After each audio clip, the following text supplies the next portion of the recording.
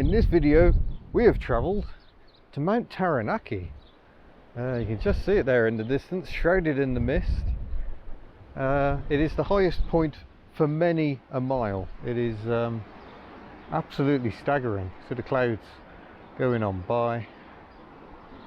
That is mightily impressive. And I was listening to one of the radio stations here and it was playing Pink Floyd's Comfortably Numb as I drove up. So yeah, definitely one of those magic moments. Sometimes you walk along and there are scenes that you just cannot quite believe.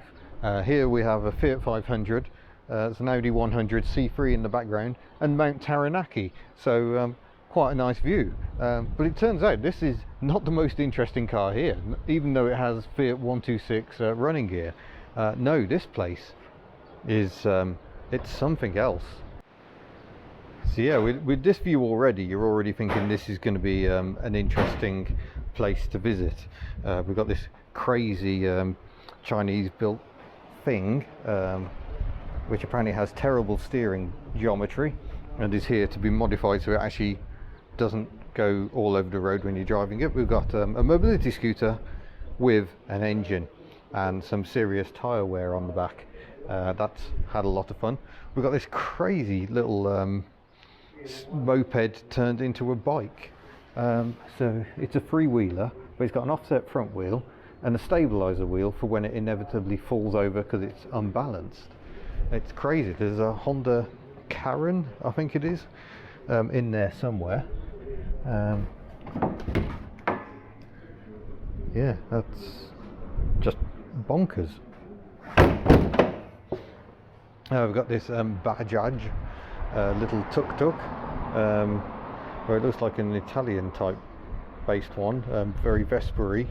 I wonder if it's an Indian built version. 1969 moped Bajaj.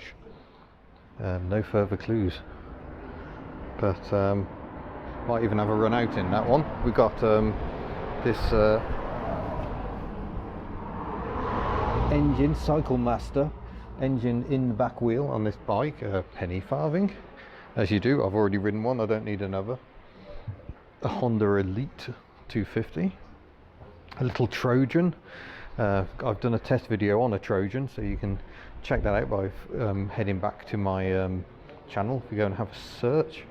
We've got a Renault 4CV here, lovely car, slightly iffy brakes at the moment. Here is the moped section of this crazy little Honda. We've got a Scripps Boov, American I think, no front brakes, exposed rocker gear on the engine. That's quite spectacular. A little Honda moped based thing, which interestingly has indicators on the steering column thing, handlebars I suppose you'd call them. There's a Mini Comtesse brake, this is an estate version, little microcar. Yeah, Mini Comtesse. So 50cc, it's not going to be quick. Here's the 4CV and the back of the Trojan. And here's your door to get into your little Honda Carrot. It says Carrot on the back.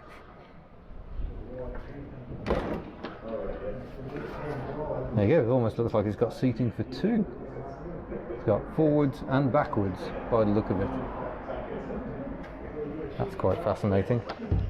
But it turns out this is just the start. If we go and have a mooch around. Oh look, Velo Solex, front wheel drive. The engine just rubs on the front wheel and propels you down the road.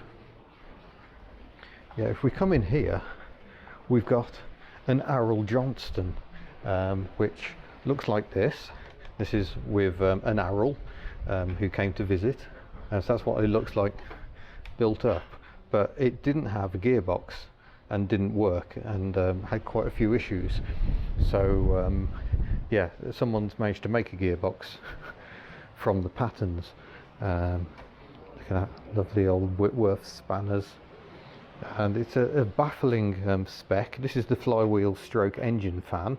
It's an enclosed engine, and that should suck air through and keep it nice and cool, allegedly. We've got a wet plate clutch, and we've got an opposed piston engine. It's 2 cylinders and 4 pistons, so like a Napier Deltic engine, or more like a Comma Roots TS3, I think. So yeah, the crank arms that bring the drive down to the crankshaft. Just utterly bizarre. But yeah, this stuff is all being made by Roy himself. He made this pedal assembly based on some photos he saw. The gearbox was made from scratch, like I say. It's remarkable work. And here are the brake shoes, which would have been metal on metal originally, but Roy is going to use looks like cork, so it's actually got proper brake linings. I can't imagine it we do all that many miles, but yeah, it will be a fully functioning vehicle. That's remarkable. But this is definitely proper engineering, you know, milling machines and lathes. Here's some brass, which will at some point be these hubcaps. Those are the ones he's going for. He's decided he'd probably get someone else to engrave them though, because he doesn't fancy trying to do that on his milling machine. But yeah, he's very much the make do and mend mentality, and a level of tidiness with tools but it's just unknown on Hubnut. These are the rear leaf springs for the Arrol-Johnston. He's just adding some extra leaves, I believe, and then he can start building it back up again. The body has been restored by someone else here in New Zealand. But if we come out back, things get similarly crazy. We've got a Goggomobil here. It's a 400, so it's a fairly big one. Probably Australian assembled. Got some very interesting wiper details. I'm guessing one wiper is powered and the bar transmits it around. But gorgeous little cars. Sadly not running well at the moment, so we can't go for a drive. Over here we've got Roy's Austin 7 Special that he's had for some 40 years, I think he said. That looks quite the beast. Toyota Hiace camper in the background. What we got over here? Jowett Bradford, missing its rear body, so opposed cylinder. Sorry, no, it's a horizontally opposed engine in these, like a 2CV engine. I'm sure he won't mind if I give his hooter a squirt. Brilliant. And this is a Buick that Roy built. Very beautiful style. And yeah, it's taken part in various rallies by the look of it. A Southland Monte Carlo rally. Deliciously oddball. Yeah, 1929 custom built Marquette, but with Buick running gear. Remarkable.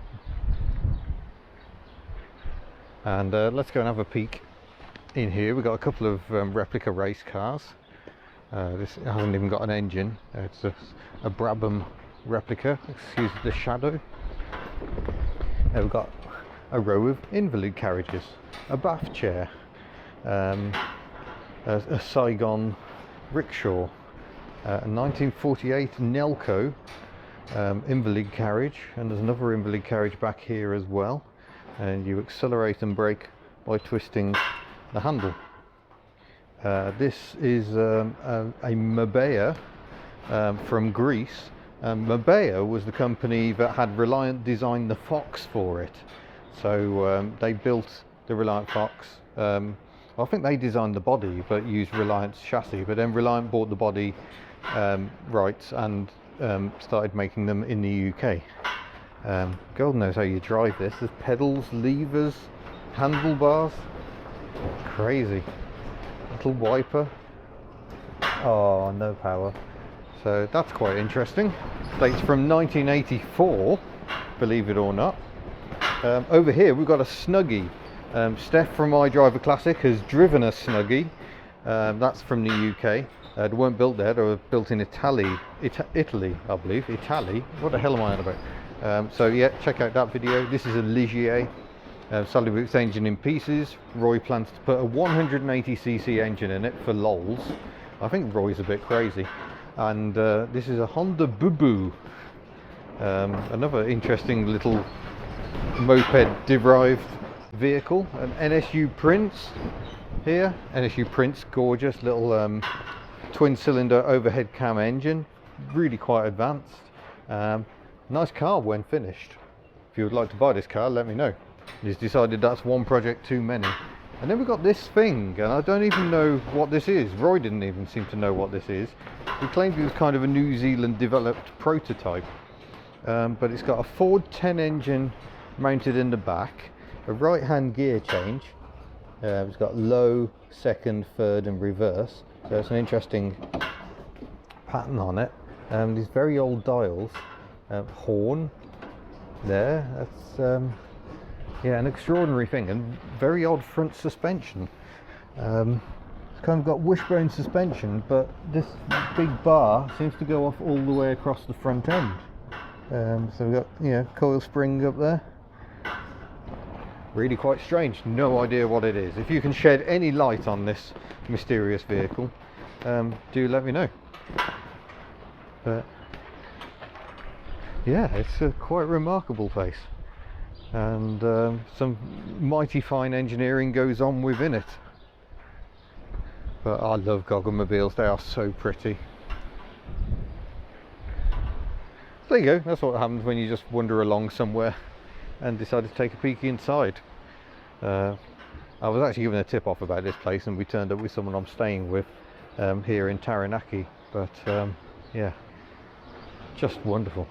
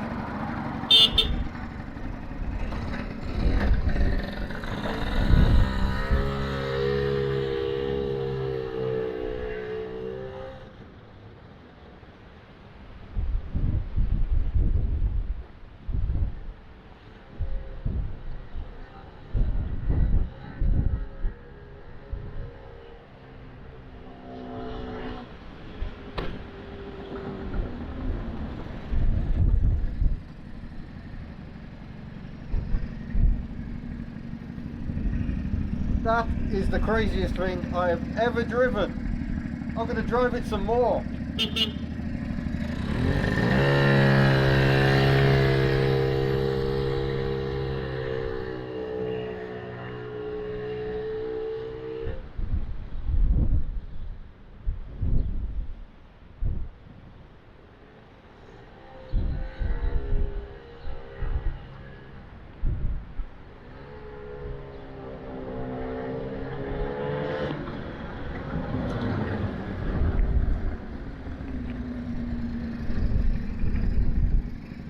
That was a full emergency stop. Crazy. Right, so welcome aboard this crazy contraption. As you can see, motorbike handlebars. Someone has done 3,746 kilometers in it, apparently. The amusing thing is, to go backwards, you flip this lever down here,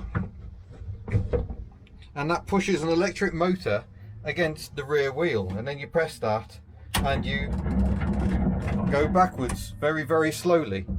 The steering wants to go all over the place because there is only one front wheel and it's over there. So it is the craziest thing I've ever driven. And I recently drove a Carver and thought that was the craziest thing I've ever driven. But no, I think this truly takes the biscuit. So we shall arm the ignition, we shall hold the brake in,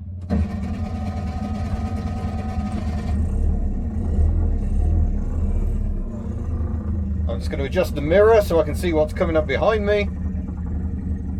All mod cons. Now I'd really need two hands for this, but there's nowhere really to attach my camera, so I'm going to put my right signal on, and away we go. Oh, I've still got my reverse lever on.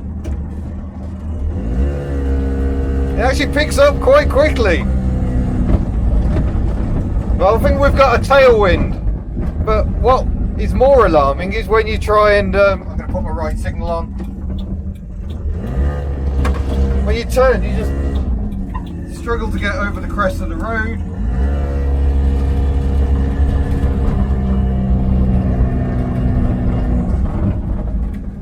And there's someone coming up behind who I don't want to overtake this car while they're behind me. I'm going to wait for them to come past.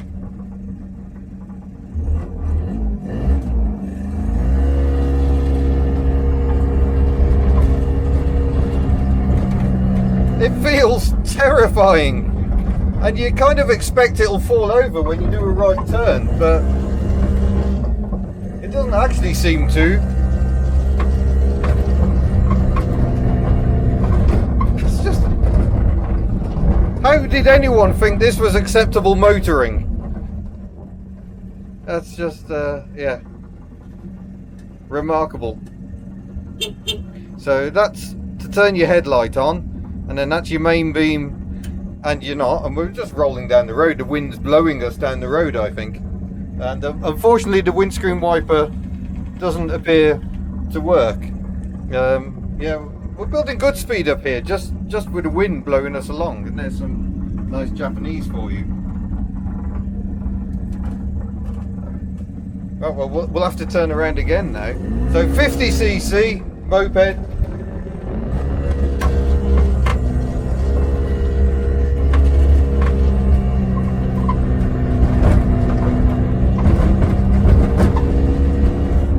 Speedo doesn't actually seem to work, but maybe we really are just going that slowly. I have no desire to take this car any further, so I think that will do us.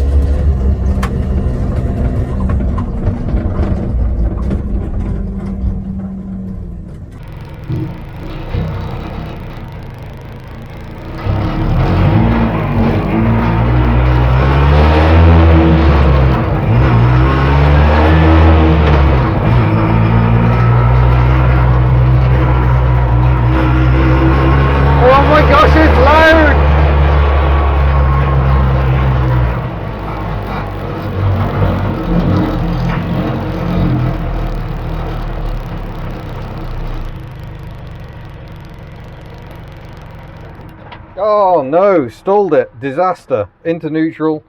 There we go, we're alright.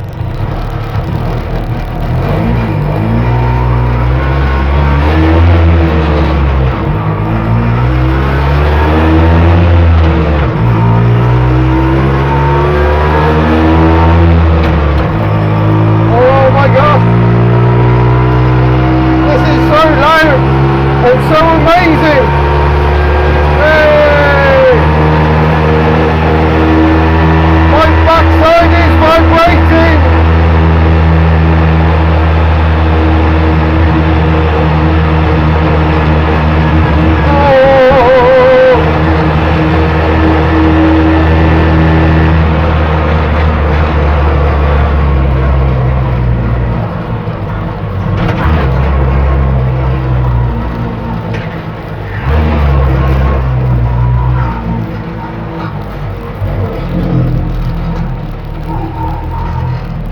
Wow, what a vehicle. I'll do a walk around, shall I? It has one wheel at the front, it has two wheels at the back, it has a 150cc engine under here, and it's a Vespa type gearbox. So we shall jump aboard and I'll take you through the controls. There are quite a lot of them. There is a speedometer that doesn't work and has 30 kilometers on it. Here we have the handbrake. A nice big lever. There's the rear brake. Up here we have the front brake, which sadly doesn't seem to do very much, and the throttle, horn, lights. Oh no, that's lights, that's main beam. I don't even know what that side button is. Who can tell? We've got a single wiper conversion going on.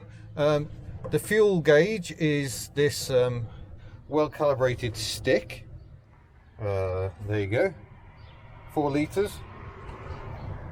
That is the fuel gauge. It stinks of petrol. To the left we have the gears. The gears work like a Vespa, so it's clutch in, that's first gear, then you're into second, third, fourth. It doesn't seem to want to do it while I'm just sitting here, but that's how it works. It's first, then click second, click third, click fourth, and I have to operate the clutch with my left hand.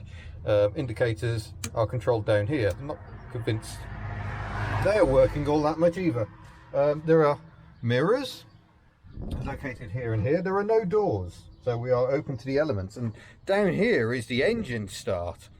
It's a big ratchety starting handle to get us going. So I'm going to see if I can do that. Although I'm just going to throttle a couple of cranks because I've got to try and do this while holding you. And here we go. There we go, did it. As you can see, things vibrate a lot. We got a little luggage locker down there, all very luxurious. Like I say, the indicators don't seem to actually operate for some reason.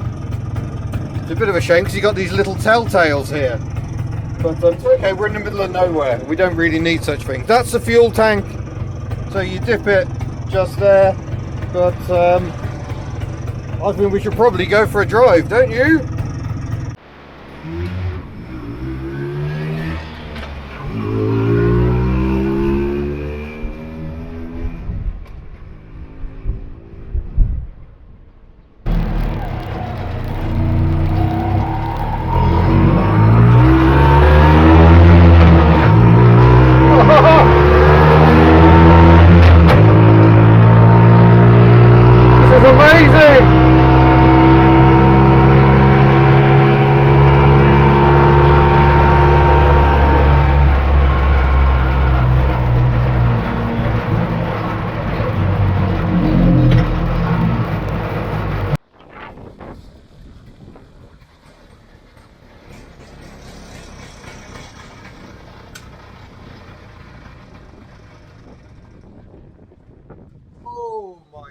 That is loud, but hilarious. So there you go, that was two more crazy little freewheelers. It's been, apparently 2020 is the year of the freewheeler, so I look forward to getting back to my own Invercar for my own freewheeled antics, but that was hilarious. A pair of very different motor vehicles, sort of vehicles. Yeah, slightly oddball. So I shall say, thank you very much for watching. Don't forget to subscribe before you go, and I shall see you in a future video. Farewell.